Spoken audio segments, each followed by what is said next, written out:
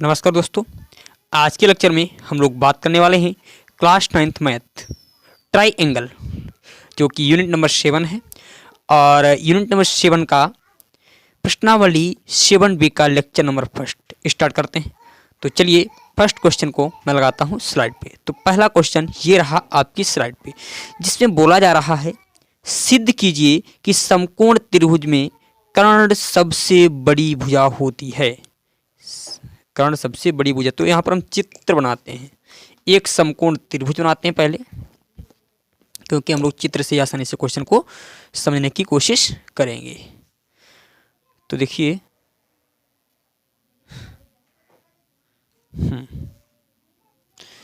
यहाँ पर ये रहा आपका चित्र, इस प्रकार से बनाया गया है।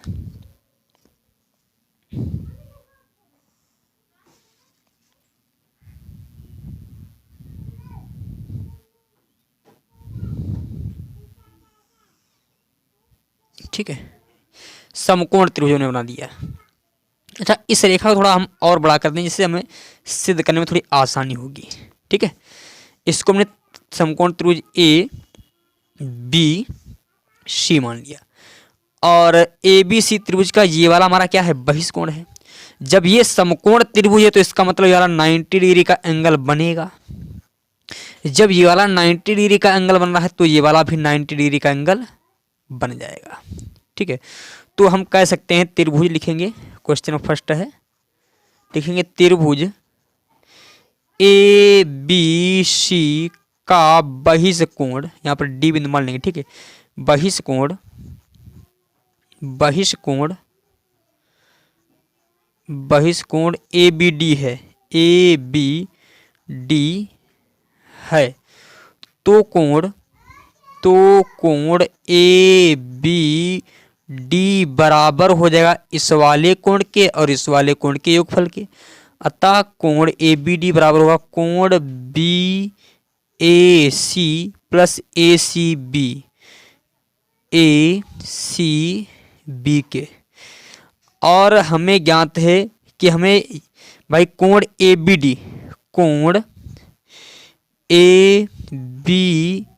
डी का मान 90 डिग्री है, और इसी प्रकार कोण ए बी सी का भी मान 90 डिग्री है।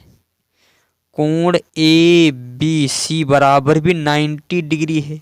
अतः हम कह सकते हैं, अतः कोण ए बी डी बराबर कोण ए बी सी होगा। अब देखें, यहाँ पर ध्यान समझिए, जब हम भाई ए बी डी और ए बी सी बराबर हैं तो हम ये कह सकते हैं ए बी सी हमारा बी ए सी से भी बड़ा होगा और ए सी डी से भी बड़ा। तो अतः यानी तो हम कह सकते हैं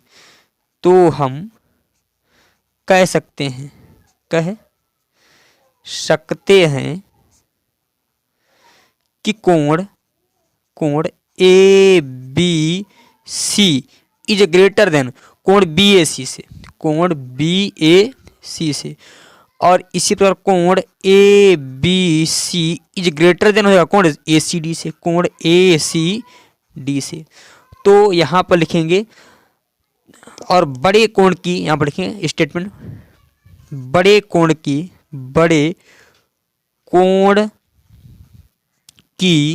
सम्मुख भुजा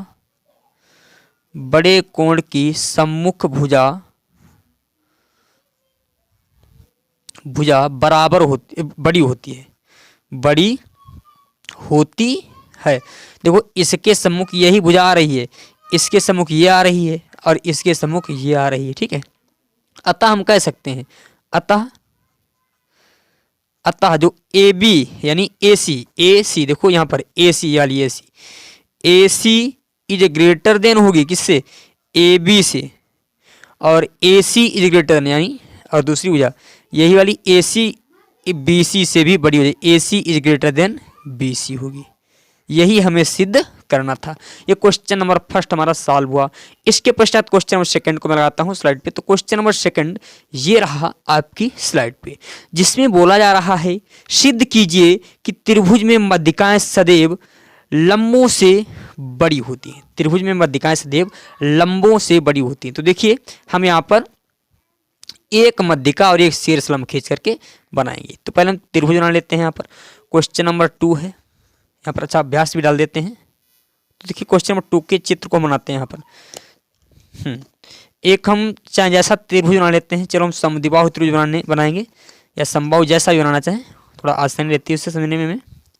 समझ तो सबसे सकते हैं, परंतु हम जो आसान रहता है उसी से समझाएंगे। ये हमारा त्रिभुज ए बी सी है, जबकि इसमें कोण क्या होता है, जो शीर्ष लंब क्या होते हैं, शीर्ष लंब क्या करते हैं, कोण को समद्विभाजित करते हैं तथा जो है सामने वाली भुजा पर 90 डिग्री का एंगल बनाते हैं।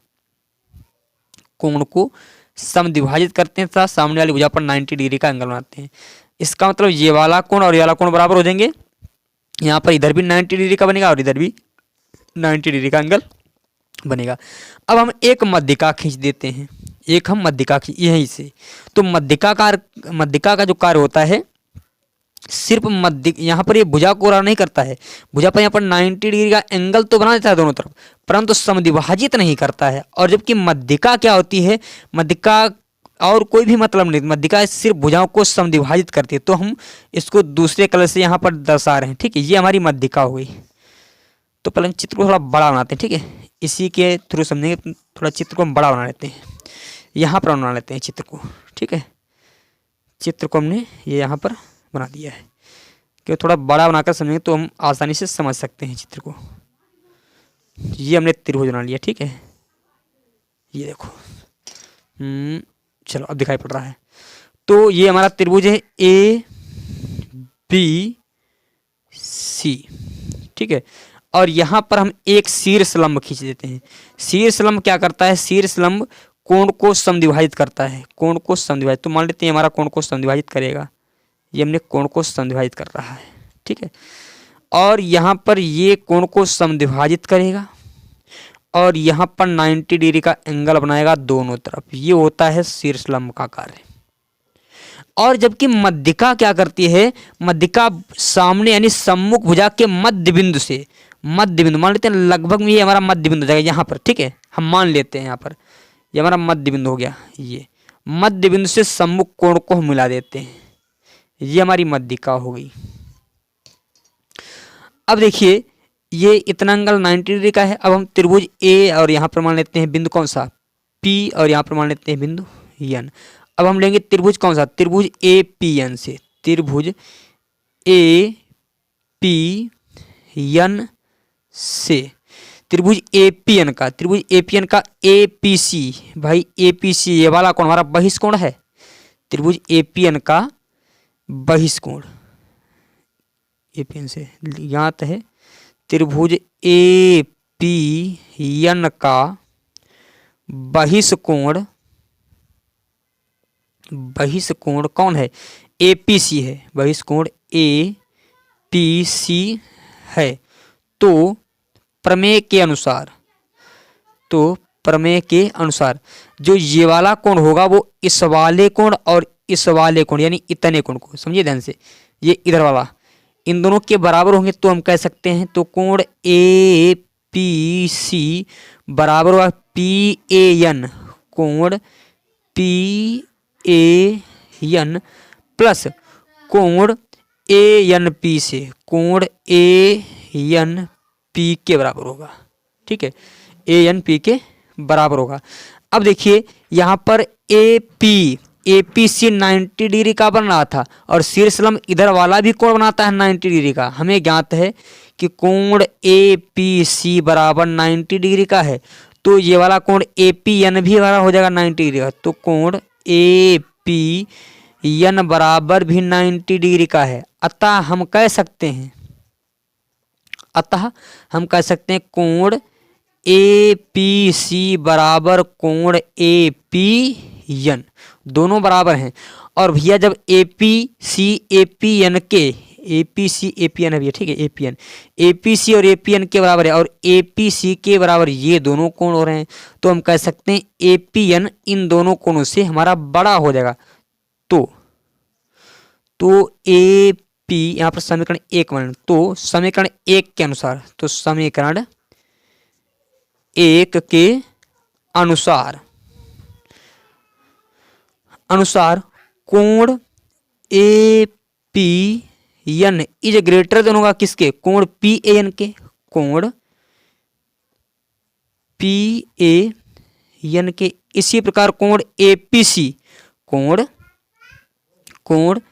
ए पी एन और किससे बड़ा हो जाएगा, कोण ए पी एन हमारा ए एन पी से सी बड़ा होगा, यानी कोण ए एन पी से भी बड़ा हो जाएगा। मतलब ए पी एन ये वाला जो कोण है इस वाले कोण से भी बड़ा है और इस वाले कोण से भी बड़ा है।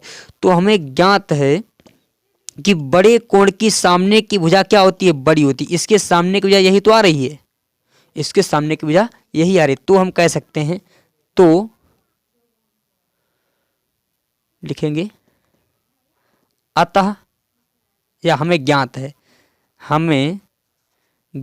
है बड़े कोण के सामने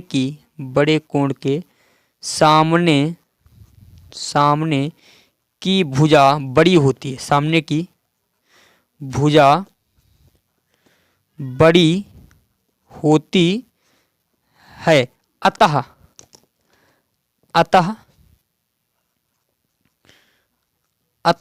जो ए एन ये हमारी मध्यिका थी ये ए पी से बड़ी हो जाएगी। अतः हम A N is greater then कह सकते हैं ए पी। और जहाँ पर ए एन हमारी क्या है, मध्यिका है। ए एन क्या है भाई, ये मध्यिका थी, ये हरी वाली ये मध्यिका है। और ए पी क्या है हमारा, शीर्ष लंब। अतः सिद्ध हो गया कि मध्यिका हमेशा शीर्ष लंब से बड़ी होती है। ठीक है, मध्यिका क्या होती है, हमेशा शीर्ष लंब से बड़ी होती है। इस प्रकार क्वेश्चन नंबर 2 हमारा सॉल्व होता है। इसके पश्चात क्वेश्चन नंबर जो है 3 को मैं लगाता हूँ स्लाइड पे। तो क्वेश्चन नंबर 3 ये रहा आपकी स्लाइड पे। तो क्वेश्चन नंबर 3 के चित्र को हम बनाते हैं। देखिए इसमें चित्र जो बनाया गया है इस प्रकार से दिया गया है, क्वेश्चन में ही चित्र को हम यहाँ पर ड्रा कर लेते हैं।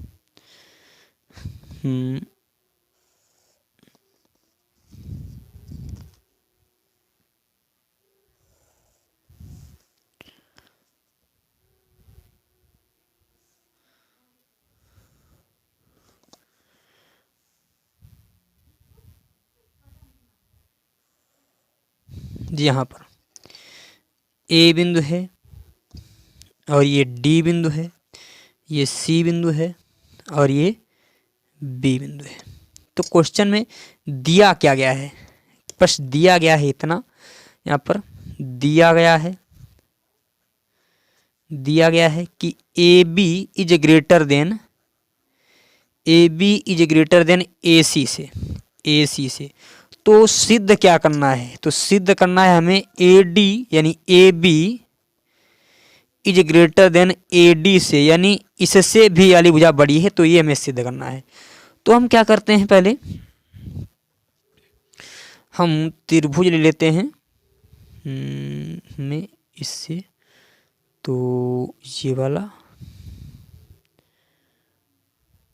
हम इस वाले कोण से बात करते हैं, त्रिभुज ए डी सी से, त्रिभुज ए डी सी से। तो लिखेंगे त्रिभुज ए डी सी का, त्रिभुज ए डी सी का बहिष्कोण त्रिभुज ए डी बी है, कोण ए डी बी है। तो हम कह सकते हैं, तो कोण ए डी बी यानी ये वाला कोण इस वाले कोण और इस वाले कोण के बराबर होगा ना। तो हम कह सकते हैं कोण ए डी बी जो होगा कोण D A C plus A C D के, यानी कोण ए सी डी के बराबर होगा भाई। तो इसका मतलब यहाँ से एक चीज़ ज्ञात हो गई, ये वाला कोण इस वाले कोण और इस वाले कोण के योगफल के बराबर है। तो हम इससे एक चीज़ ज्ञात हो रही कि ये ए सी डी अतः ए सी डी जो छोटा है, ए सी डी हमारा किससे छोटा है, किससे, ए डी बी से, यानी ये वाला कोण इस वाले कोण से छोटा है, ये वाला कोण इस वाले कोण से छोटा है, तो हम कह सकते हैं बड़े कोण की सामने की भुजा क्या होती है, बड़ी होती है। अतः बड़े कोण के सामने की कोण के सामने की भुजा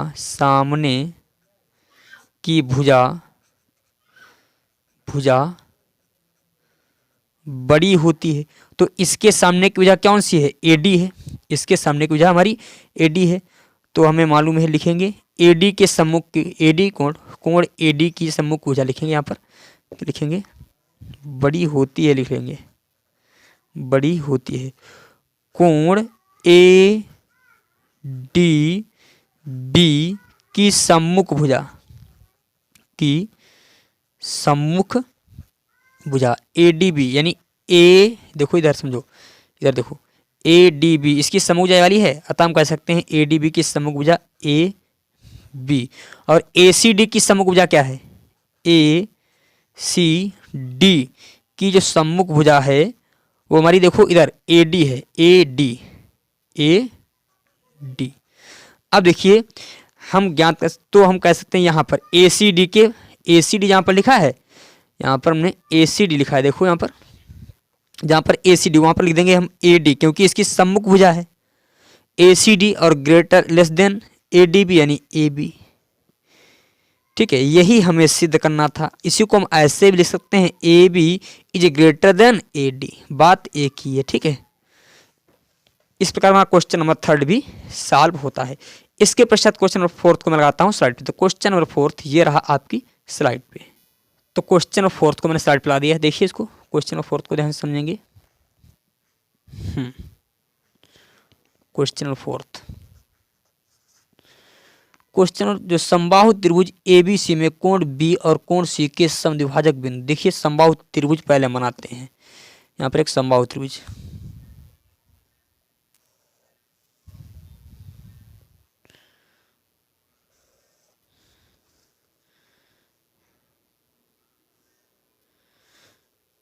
ए बी सी ये दे रखे, और इसमें सम जो है कोण बी और कोण सी, यानी कोण बी और कोण सी के समद्विभाजक जो हैं, इनके समद्विभाजक को हम दूसरे कलर से ड्रा कर देते हैं।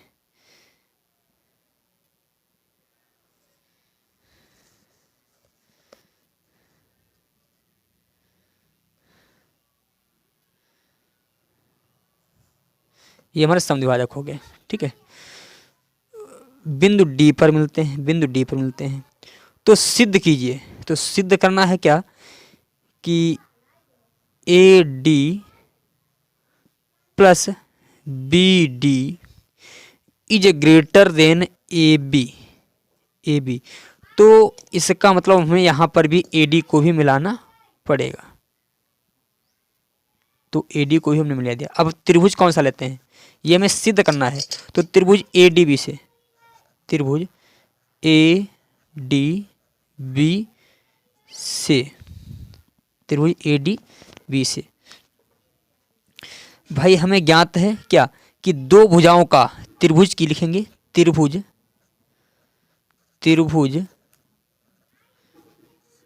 की किन्हीं दो भुजाओं का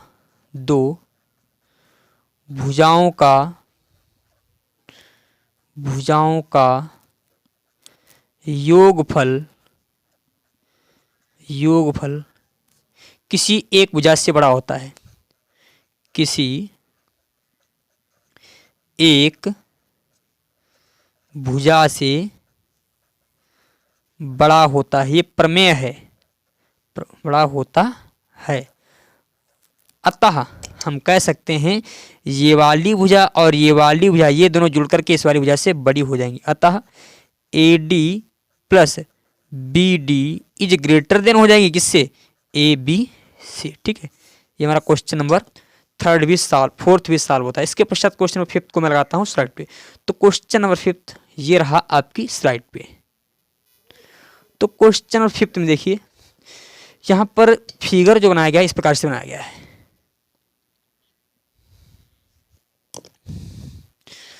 हम फिगर को बना लेते हैं पहले।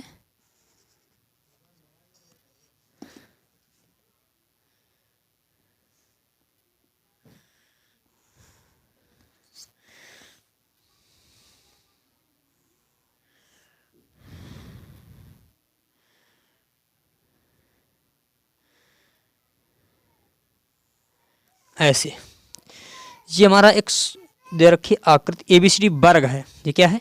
ABCD एक वर्ग है। इसमें दो भुजाएं खींची गई हैं, देखिए यहाँ पर, और एक भुजा ऐसे खींची गई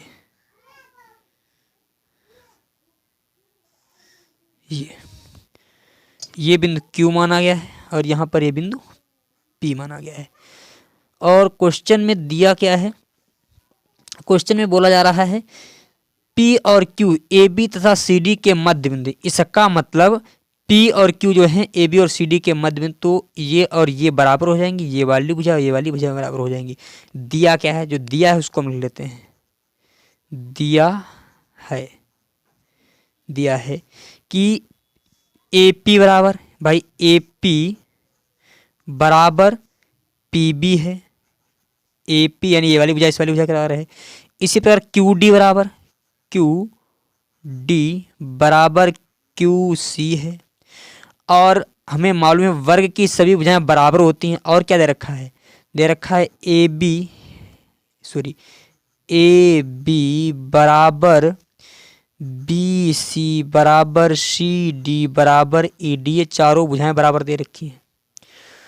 और प्रत्येक कोण का मान, यानी इस वाले कोण का भी मान इस वाले, यानी कोण A बराबर कोण B बराबर कोण C बराबर कोण D, इन सभी का मान भी 90 डिग्री दे रखा है। इतना दे रखा है। और सिद्ध करने को क्या बोला गया है? सिद्ध करने को बोला जा रहा है AQ। सिद्ध कीजिए AQ बराबर PC है या नहीं है।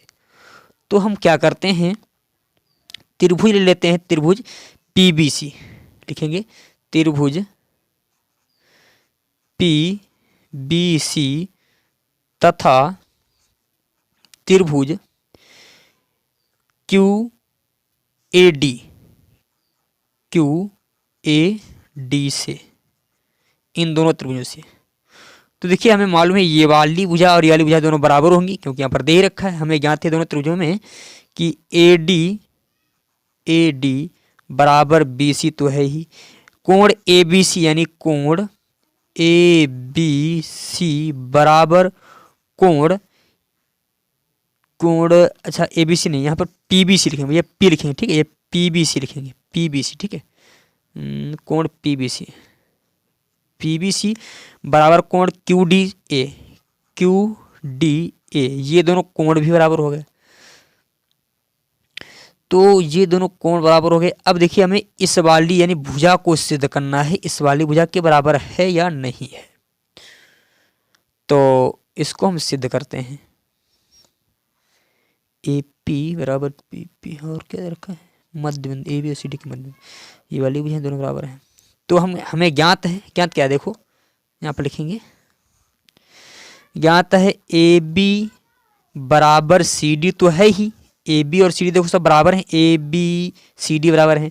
और AB मिलकर किससे बन रही है? AB बन रही है AP प्लस PB से, AP प्लस PB से बन रही है।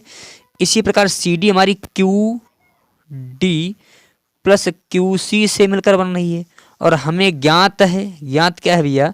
यहाँ पर दे रखा है कि AP बराबर PB। हमें ज्ञात है कि AP बराबर PB है ही, AP बराबर PB है।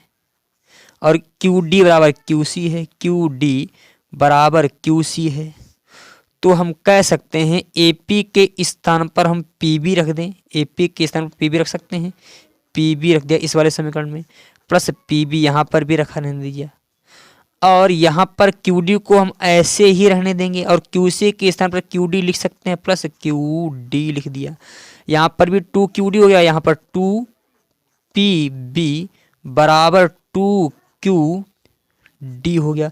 2 से 2 कट गया तो PB बराबर QD हमारा आ गया। देखो 2 भुजाएं मिल गई और एक कोण मिल गया, तो लिखेंगे यस ए यस प्रमेय के अनुसार। तो यस ए यस प्रमेय के अनुसार त्रिभुज PBC सर्वांगसम हो जाएगा त्रिभुज QAD के। जब ये वाला त्रिभुज, ये देखो यहाँ पर ये त्रिभुज पूर्ण रूप से ये ऐसे ऐसे, ये ऐसे और ये वाला त्रिभुज ऐसे, ये दोनों सर्वांगसम हो गए, तो हम कह सकते हैं तो AQ बराबर PC होगा। ठीक है, तो भुजाएं भी क्या हो जाएंगी, ये दोनों भुजाएं भी बराबर हो जाएंगी। इसके पश्चात क्वेश्चन नंबर 6 को मैं लगाता हूँ स्लाइड पे। तो क्वेश्चन नंबर 6 ये रहा आपकी स्लाइड पे। तो क्वेश्चन नंबर 6 देखिए, इसमें हम चित्र को पहले बनाते हैं। चित्र आपका जो बनाया गया है इस प्रकार से, इस चित्र को हम आसानी से समझेंगे।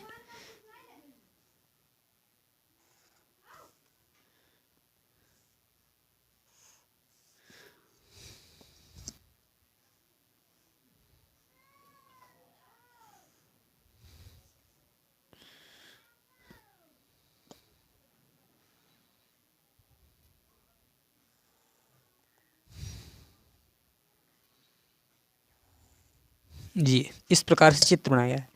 यहाँ पर बिंदु दे रखा है R, थोड़ा मैं इस तरह से, यहाँ पर बिंदु R है, ये बिंदु P है, ये C, ये बिंदु Q दे रखा है, यहाँ पर बिंदु A दे रखा है, यहाँ पर बिंदु B दे रखा है, ये कुछ बिंदु दे रखे हैं। क्वेश्चन में दिया क्या गया है, दिया है, ये 6 क्वेश्चन है, तो दिया है, यहाँ पर दिया है, जो लिख लेते हैं यहाँ पर दिया गया है। क्या दिया गया है कि PB यानी AB समांतर है PR के, और क्या दिया गया है PQ समांतर है BC के, और AQ बराबर दे रखा है किसके, CR के। तो सिद्ध क्या करना है, सिद्ध करना है यहाँ पर हमें त्रिभुज ABC बराबर है यानी सर्वांगसम है त्रिभुज PQR की, ये हमें सिद्ध करना है। तो हम त्रिभुज लेंगे, त्रिभुज ABC, त्रिभुज पहले लेंगे कौन सा, त्रिभुज ABC तथा त्रिभुज PQR से। अब देखिए भाई ये दोनों समांतर रेखा हैं, तो इन दोनों पर ये हमारी तिर्यक रेखा हो गई AB। लिखेंगे AB समांतर PR पर एक तिर्यक रेखा, एक तिर्यक रेखा,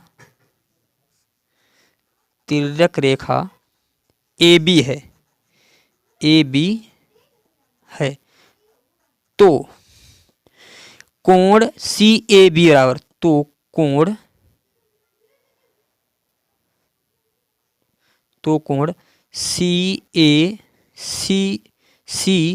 CAB यानी इतना कोण, इतने कोण के बराबर होगा, QRP के बराबर हो जाएगा। कोण QRP के बराबर होगा, क्यों, क्योंकि ये एकांतर कोण हो जाएंगे भैया, एकांतर कोण हो जाएंगे।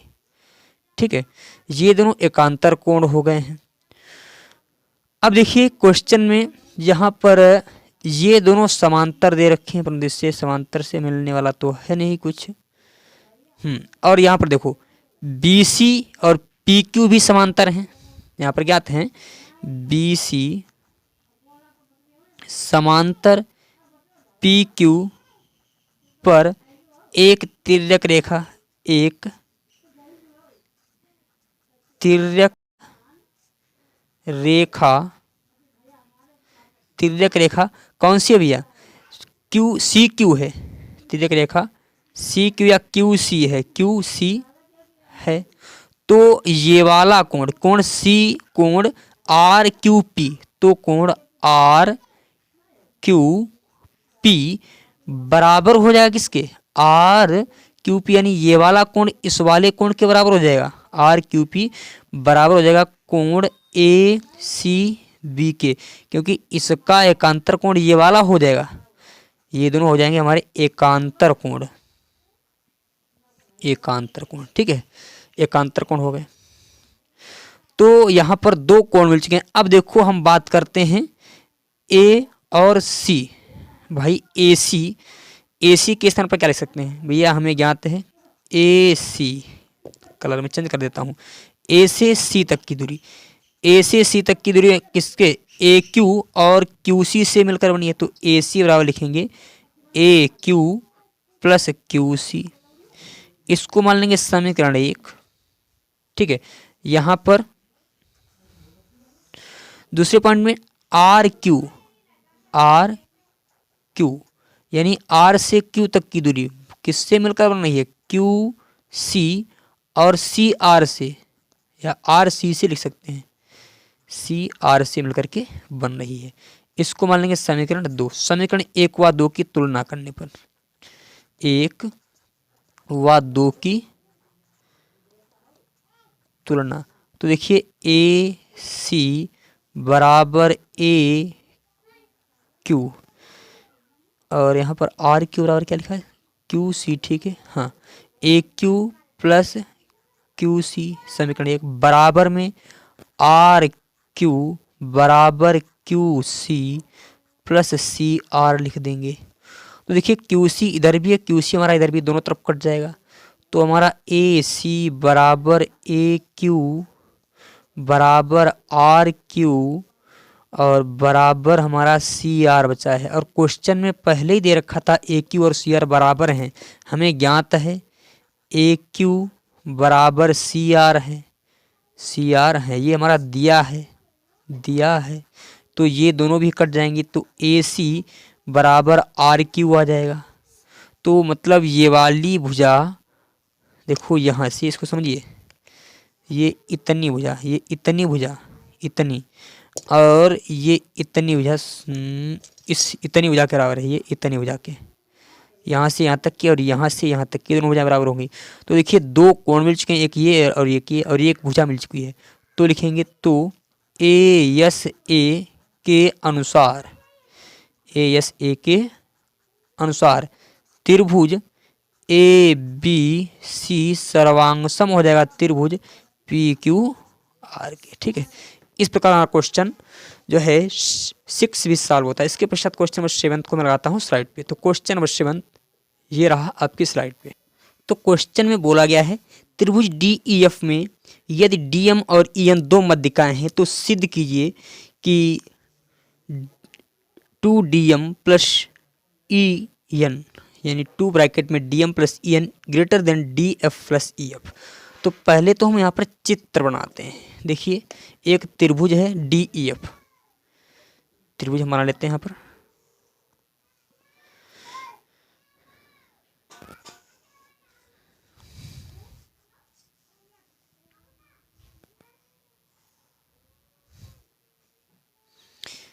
डी ई एफ, तो यहाँ पर एक मध्यिका ये इस तरीके से खींची गई है, ये हमारी यन मध्यिका है, और एक मध्यिका हमारी यहाँ से ऐसे खींची गई है। मैं थोड़ा कलर चेंज कर देता हूँ। ये हमारी एक ये मध्यिका खींची गई है, यहाँ पर दिया गया है यम बिंदु।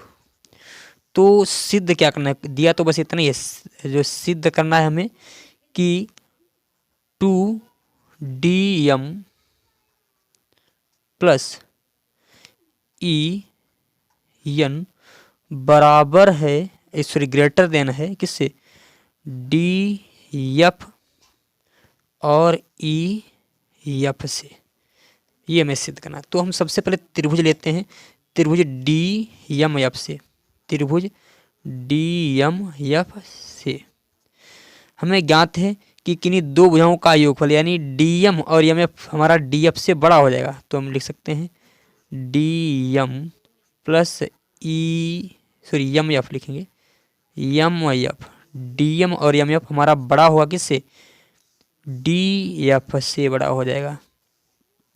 तो एम एफ मध्यिका एक कार्य करती है, मध्यिका सामने वाली भुजा को समद्विभाजित करती है। तो इसका मतलब ये वाली और ये वाली भुजाएं दोनों बराबर हैं। यहाँ पे लिखेंगे ई एफ, ई एफ पर मध्यिका,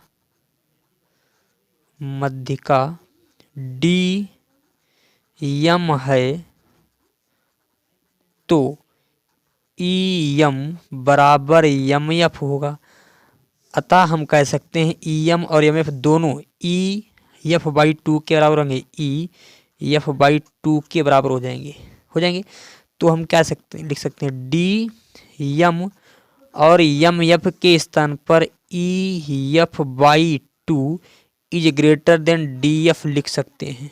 ठीक है, इसको हम मान लेंगे समीकरण 1। अब हम त्रिभुज लेंगे, कौन सा, त्रिभुज ई एन एफ से, त्रिभुज ई एन एफ से, इस वाले ई एन एफ से, ई एन एफ से देखिए दो भुजाओं का योगफल यानी ई एन और एन एफ हम लिख सकते हैं E N plus N F, इन दोनों का योगफल बड़ा होगा ई एफ से। अच्छा, हमें ज्ञात है डी एफ भुजा, भुजा डी एफ पर मध्यिका, मध्यिका ई एन है, तो एन एफ बराबर हो जाएगा डी एन, और जो कि ये दोनों बराबर होंगे डी एफ बाई 2 के, ये दोनों बराबर हो जाएंगे किसके, डी एफ बाई 2 के। तो देखिए यहाँ पर हम क्या लिख सकते हैं, ई एन और एन एफ के स्थान पर हम लिख सकते हैं D F by 2 is greater then E F. इसको मान लिया समीकरण हमने 2।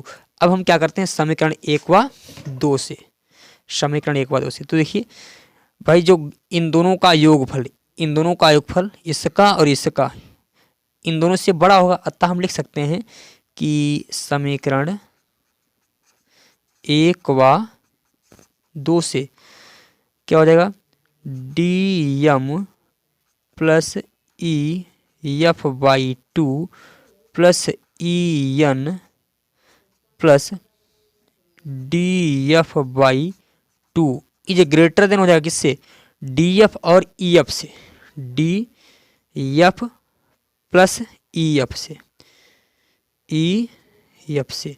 यदि हम दोनों तरफ क्या करें, हम दोनों तरफ घटा देते हैं एक पॉइंट, दोनों तरफ ई एफ इधर भी घटा दें इधर भी घटा दें तो फर्क पड़ने वाला नहीं है। तो देखिए हम दोनों पक्षों में लिखेंगे, दोनों पक्षों में ई F by 2 minus D E F by 2 और डी एफ बाई 2 घटाने पर।